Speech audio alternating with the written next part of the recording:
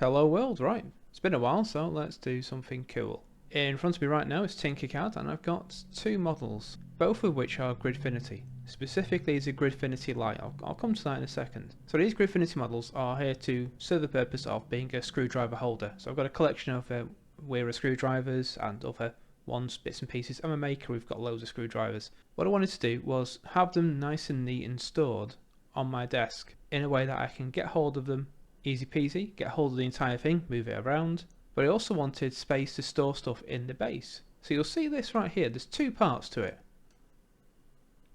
The pink part, the lid, comes off. So if I just select that now and pull that there, you'll see it comes off completely. And inside I've got a big void.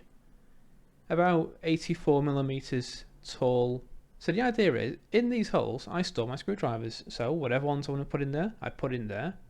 And I can just grab them when I need them. At the base, to weight it down, I want to put like the bits in little boxes.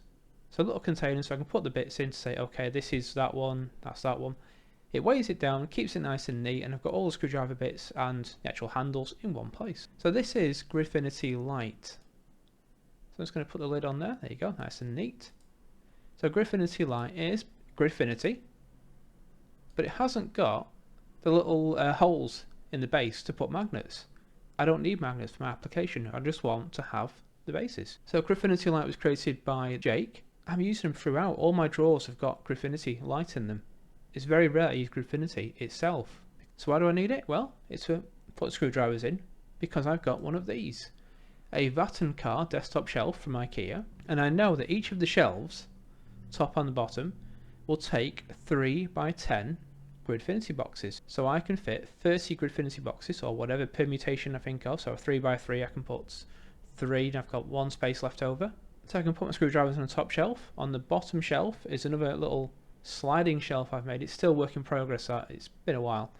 For my soldering station.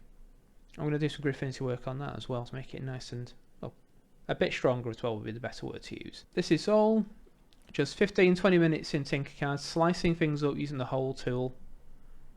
Using Jake's work, thank you very much Jake, to create something cool. The top bit will take about an hour to print on the Ender 2 Pro because I've got a 0.8 nozzle. The base of it, I've not calculated in Prusa Slicer yet, but I did it on Elegoo Slicer before and it said about 8 hours. So it's an involved print for the base, but the top is what I'm more bothered about for now. So I'll give it a print later on. So yeah, there we go. Cheers.